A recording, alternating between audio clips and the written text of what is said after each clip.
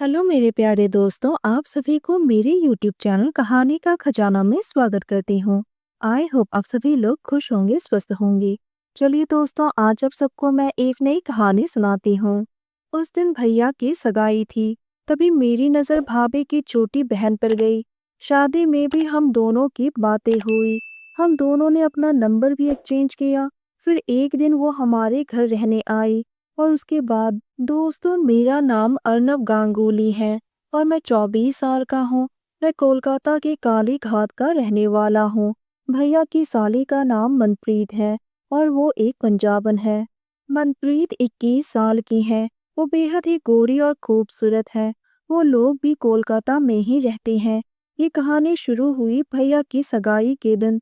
सगाई एक होटल में हुई। वो भी आई थी। मैंने उसे पहली बार वहीं देखा। मैंने अपनी बुआ की लड़की से पूछा, ये कौन है? तो उसने बताया कि ये तेरे भैया की साली है। सगाई के दौरान वो वहीं बैठी थी और मैं भी। मैं उसे एक तक देखे जा रहा था। उसने भी ये नोटिस कर लिया। फिर भी मैंने नजरें नहीं हटाई। सगाई खत्म होने के बाद सभी लोग खाना खाने लगे। मैं भी खाना खाने गया।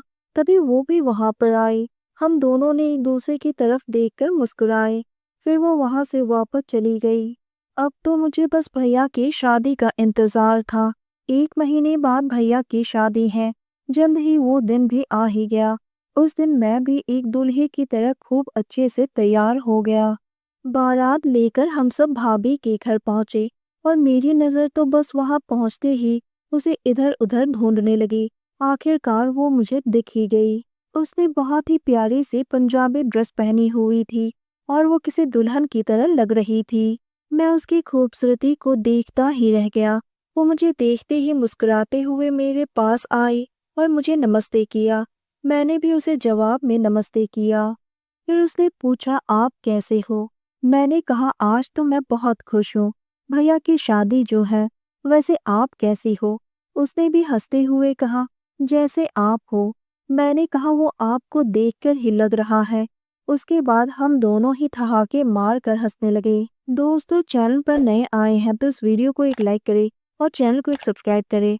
चलिए दोस्तों, अब कहानी में आगे बढ़ते हैं और आपको यह कहानी सुनाते हैं। उसने मुझसे कहा, आप मेरी एक मदद कर देंगे? मैंने कहा, जी बिल्कुल। मैं तो आपकी मदद करने के लिए हमेशा तैयार हूँ। उसने कहा, आप मेरी अच्छी सी फोटो क्लिक कर देंगे? वो मुझे अपने इंस्टाग्राम में पोस्ट करनी है। मैंने कहा, ठीक है मनप्रीत जी, मैं अभी आपकी ख्वाहिश पूरी कर देता हूँ। और उसके बाद मैं उसकी खूबसूरत फोटोज क्लिक करने लगा। उसने अपना नंबर दिया और मैंने उसे व्हाट्सएप पर फोटोज भेज दिए। वो अपनी फोटोज देखकर बहुत ही खुश हो गई और हंसते हुए कहने लगी, आप बहुत ही अच्छे फोटोग्राफर हैं। शादी हो गई।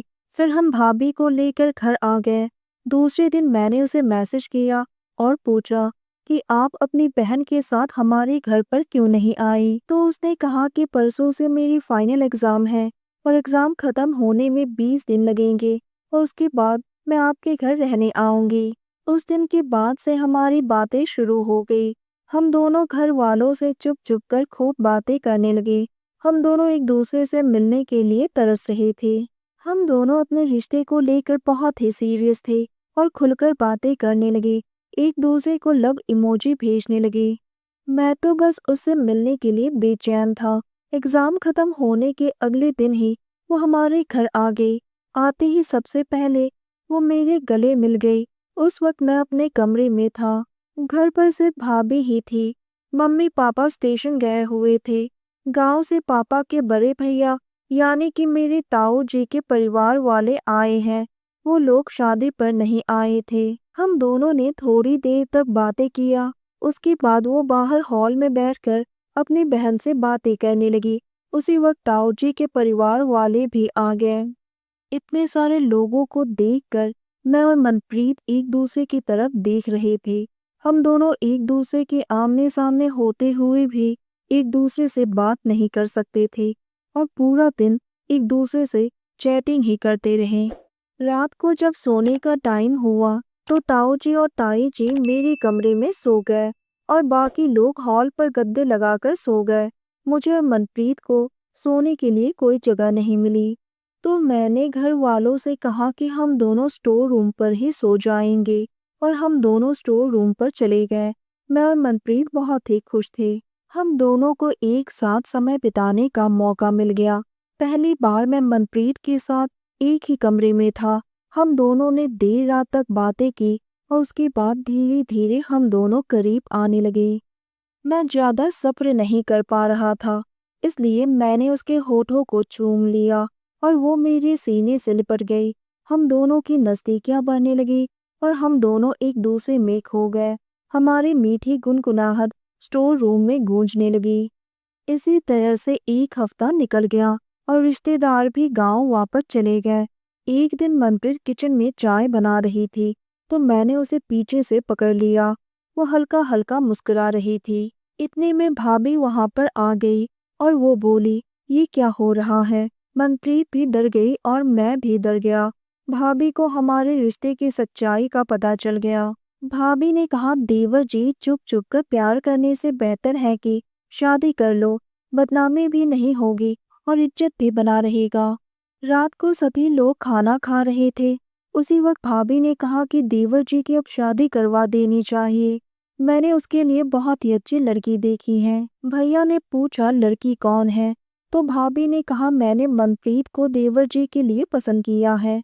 घर में सब लोग बहुत ही खुश हो गए और बहुत ही जल्द मनप्रीत के साथ मेरी शादी होने वाली है।